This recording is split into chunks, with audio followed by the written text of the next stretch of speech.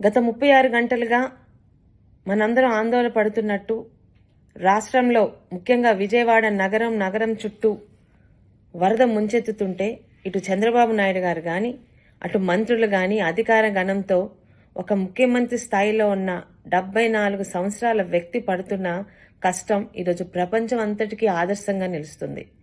అలాంటి చంద్రబాబు నాయుడు గారి గురించి ఓడిపోయిన దగ్గర నుండి ఎక్కడ దాక్కున్నాడో తెలియదు కానీ ఈరోజు 2 కెమెరాల ముందుకొచ్చి నోటికొచ్చినట్టు వాగుతున్న మాజీ మంత్రి అప్పలరాజు గారి గురించి ఆయనకి సమాధానం చెప్పడానికి మేము ముందుకొచ్చాను. అయ్యా అప్పలరాజు గారు, ఈరోజు చంద్రబాబు నాయుడు గారి తిత్లీలో ఏం చేశారు, హుదుహుదులో ఏం చేశారు, ఇప్పుడేం చేస్తున్నాడని కళ్ళుండి చూడలేని నీలాంటి కబోది మాట్లాడుతున్న మాటలకి ప్రపంచంలోని ప్రతి ఒక్కరూ అసహ్యించుకుంటున్నారు. డిజాస్టర్ మేనేజ్మెంట్ స్పెల్లింగ్ తెలియకపోయినా అర్థం తెలుసుంటుందనే అనుకుంటున్నాను. అందులో చంద్రబాబు నాయుడు గారిని మించిన నాయకులు లేరు.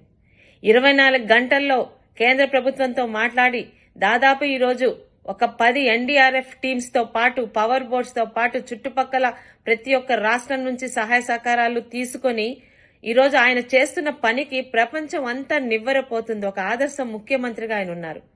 ఆయన వయసు కూడా మర్చిపోయి గత 36 గంటలకు ఆయన అసలు నిద్రపోయారో లేదో మాకు అర్థం కావట్లేదు. గంటకి ఒక మామూలు వ్యక్తిలాగా ఆయన అధికారులతో సమానంగా ఈరోజు పడవేసుకొని ప్రతి ఒక్క వీధికి ప్రతి ఒక్క ఇంటికి వెళ్లి ప్రతి ఒక్కరికి కూడా అమ్మ మీరు భయపడొద్దు, 24 గంటల్లో సాధారణ పరిస్థితికి తీసుకొస్తాను, మీతో నేను ఉన్నానని ప్రతి గడపకి ఆయన ఈరోజు ఇస్తున్న భరోసా ప్రతి ఒక్కరి మనసుల్ని కదిలించి వేస్తుంటే నోటికొచ్చినట్టు మాట్లాడతావా?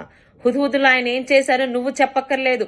విశాఖపట్నం నగరాన్ని చంటి బిడ్డలా కాపాడుకున్న ఈరోజు ఎవరు విశాఖపట్నంలో మర్చిపోవట్లేదు.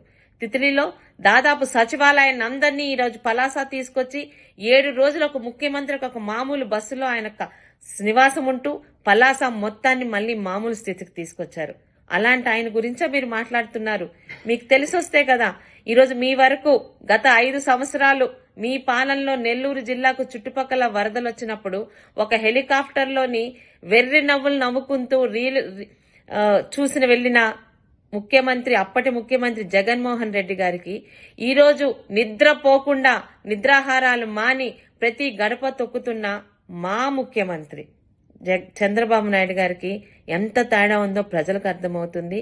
దయచేసి అనవసరంగా కెమెరా ఉంది కదా నోటుకొచ్చినట్టు మాట్లాడితే నాతో పాటు ఏ తెలుగుదేశం కార్యకర్త ఇంతకు ముందులాగా కాముగా ఉండరని మీకు సున్నితంగా హెచ్చరిక చేస్తూ, చంద్రబాబు నాయుడు గారు ఎలా కష్టపడుతున్నారో రాష్ట్రంలోనే కాదు దేశంలోనే కాదు ప్రపంచంలో కూడా ఈరోజు మీడియా నుంచి చూస్తున్న మనిషి అన్న ప్రతి ఒక్కడికి మెదడున్న ప్రతి ఒక్కడికి అర్థమవుతుంది.